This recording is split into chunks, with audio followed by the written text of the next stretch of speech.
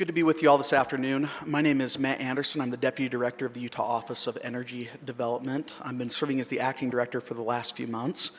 But some exciting news came out last month that Commissioner Greg Todd of Duchesne County will be taking over the reins of our office, and we're excited to have him. He knows the energy industry, and we believe he'll be a great representative of the Basin and our state as a whole. So we're excited to have him. Let's see here.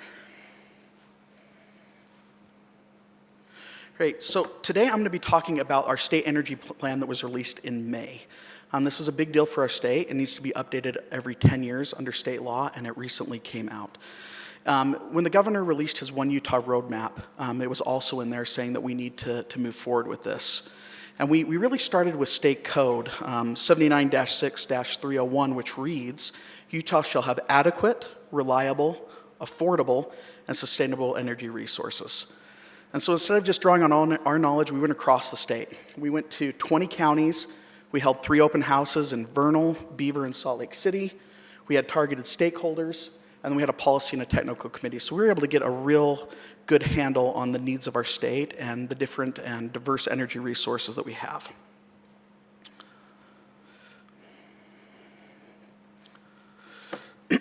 So the plan is housed on OED's website. There's not a hard copy that you can get. It's housed there because the energy landscape is evolving quickly and changing rapidly, and we need to be able to adjust to that. Our office has been saying that there's probably more that's going to happen in energy in the next 5 years than's happened in the next 50 years combined for a whole host of reasons. So we want to be able to adjust on the fly. The first 3 tiles you'll see up here on our website are an introductory letter from the governor, the energy commitments, and I'll talk about those a little bit later at the end here, and an executive summary. Following those tiles, you'll see the bulk of the energy plan in the other ones. So starting with the 4th tile is the section you'll find a comprehensive look at the energy industry, and it's titled Energy in Utah. And this section provides details about our current energy portfolio from traditional to renewable energy resources, and also contains sections about emerging technologies and opportunities on the horizon. The next tile is energy and the environment. In Utah, we're conservationists at heart. We want to make sure that we're using the land responsibly, but also using it for our needs and the needs of our citizens. Next, we have energy and public lands. As we're all aware, especially here in the Basin, the federal government owns the majority of our state, and that does create some opportunities, but also creates a lot of challenges.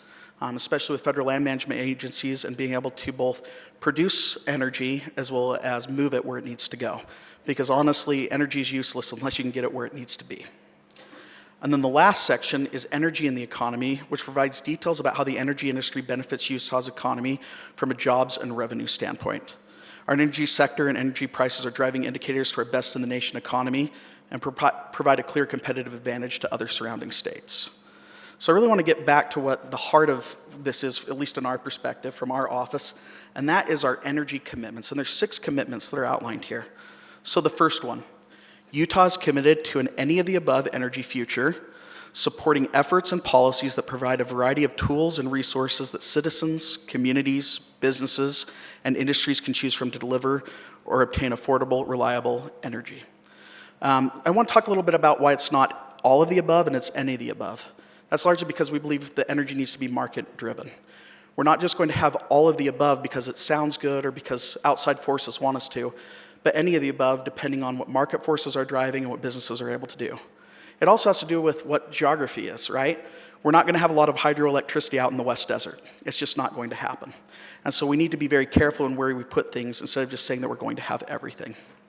We're a rare state. We boast a whole host of energy resources. Really looking at the major types of energy generation, the only one that we're missing here in the state of Utah is nuclear. However, that's going to be changing shortly as we'll be receiving nuclear power from the Terra project up in Cameron. I'll talk a little bit about that later.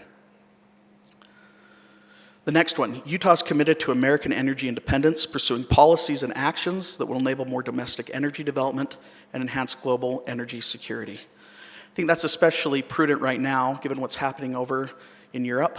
We've seen the consequences, and that's been talked about quite a bit today, and we need to avoid those things. Third, Utah is committed to pragmatic, market-driven climate solutions that enable innovative energy production. This includes a focus on supporting Utah-based research and development, ensuring we stay good stewards of our environment for future generations of Utahns. So 2 things that I want to talk about in regards to that is a few years ago, Utah was able to finally produce Tier 3 fuels, which helps with air quality along the Wasatch Front and has been a big help. And that's been in partnership with our refiners and producers, and it's exciting. The second one that I touched on briefly was the TerraPower project in Kemmer, Wyoming. That's a small nuclear reactor that's going to be built up there. It's changing over an old coal power plant into nuclear, and we'll be receiving benefits from that. And we hope, working with industry and others, that we'll be able to see some of those come to our state and be housed here in the future as well. Fourth, Utah is committed to supporting rural communities through economic development and diversification efforts, infrastructure investment, and workforce training and development. What I really want to hit on here is the work that we're doing with the Economic Development Administration's Build Back Better Regional Challenge. Through a large and coordinated effort led by our office, the state of Utah was awarded $500,000 as one of 60 finalists in the Build Back Better Challenge. As one of more than 529 communities that applied, it's a testament to a great collaborative effort that we've had, and we're now focused on competing for additional funding. The Utah Energy Diversity and Innovation Cluster Coalition, led by OED, aims to diversify Utah's rural, south, southeast, east, and central regional economy through advanced energy production and workforce development. The coalition proposes 4 component projects to support the cluster. 1, advanced energy research. 2, a smart manufacturing commercialization and innovation center. 3, an entrepreneurial ecosystem support center. And 4, training and transitioning the local workforce. So our next steps on this is that we're going to work with the coalition to demonstrate to the EDA that our round 2 application through study, public input, and science will fulfill the desired outcomes, and we're very optimistic about that. The 5th commitment. Utah is committed to supporting a clean energy future through a strong and responsible mining program for critical minerals, investment in emerging energy technologies such as hydrogen, storage, and energy efficiency, and quality research and incentive programs. You know, everything that we have in this world is either grown or it comes from the ground, and that includes green energy. We have to have access to the minerals and the components that we need to produce clean energy in addition to our traditional energy sources. It doesn't just come out of thin air. And because of that, we need to be able to mine for those things. An exciting development that recently happened out at Rio Tinto was that they're beginning to use tellurium, which is used to produce solar cells for solar panels. And so we're already seeing that in our state, and we need that to continue. And we are working actively with the Public Lands Policy Coordinating Office and other state agencies and offices to tell the federal government that we need access to those if they want the green future that they're proposing.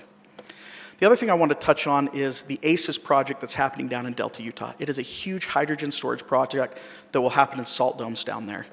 Of course, natural gas is going to start off being stored there, but eventually we hope that hydrogen and other things can be too. This creates a battery, for lack of a better term, for the ability to have on-demand resources when we need them, when other clean sources are not generating electricity, when the wind's not blowing and the sun's not shining. Lastly, Utah is committed to collaboration with its local, regional, and federal partners to pursue infrastructure and innovation projects such as EV charging, transmission, emerging fuel hubs, and coal community support and diversification. This last legislative session, the Utah Office of Energy Development was awarded $3 million to put in some EV charging stations, especially in our rural parts of the state.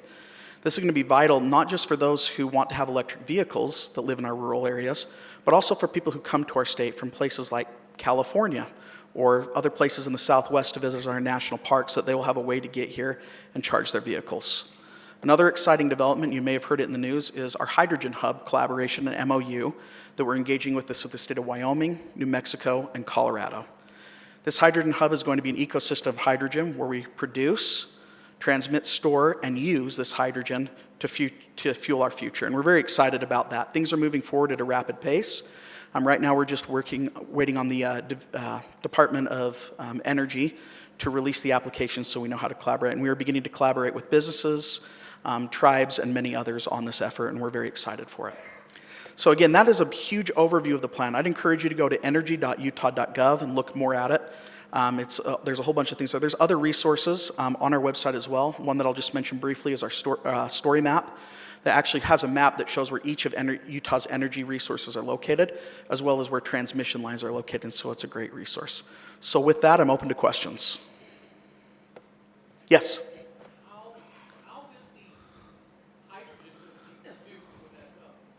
That's a great question. So we're looking at a mix. We're looking at natural gas, and we're looking also at clean renewables to create the hub to be able to produce that energy and transmit it there. We're looking at a mix. There's not the federal government is clearly looking for some clean energy, but they understand that there will also have to be some traditional fuels involved in the creation of hydrogen. Yeah, listen, if hydrogen was that great, we'd be using it now. Already, it'd be ubiquitous in the energy mix. I'm an engineer, and I've studied hydrogen, and I've never seen it to be economical. It can't be done economically. It's too energy intensive. So why are we going down this path?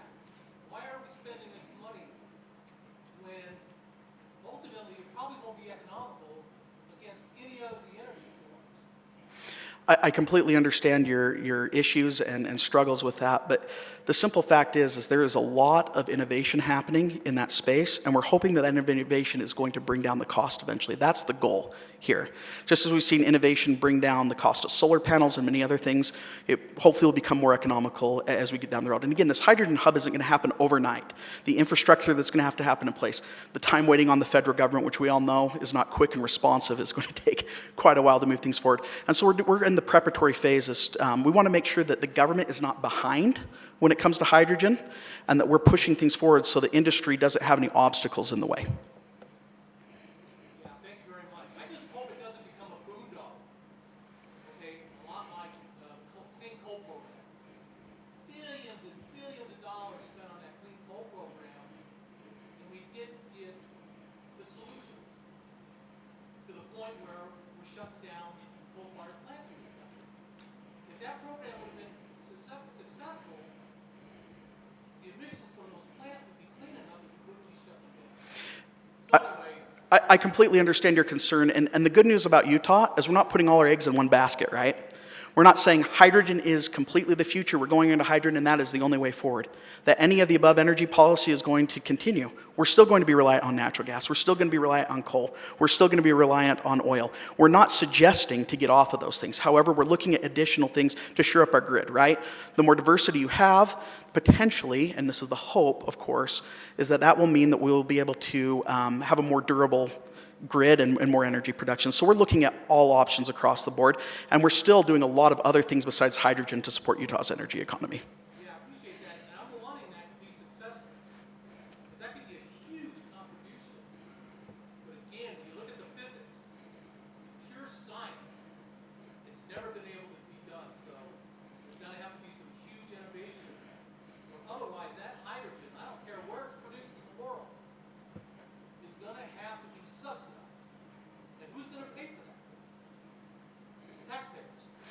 Completely understand. And as we've talked about from our energy perspective here in the state of Utah, we're market driven, and that's what drives this energy plan. And so we want to make sure that that's not the case. We want to move up. But I'm happy to talk to you more offline about this and have future discussions, absolutely. You answered all my questions. I appreciate it very much. Thank you. Glad to. And then, they don't have my slide up, but it had my email address too, but I'll talk to you after. Any other questions? Great. Thank you all so much for your time, and have a great day.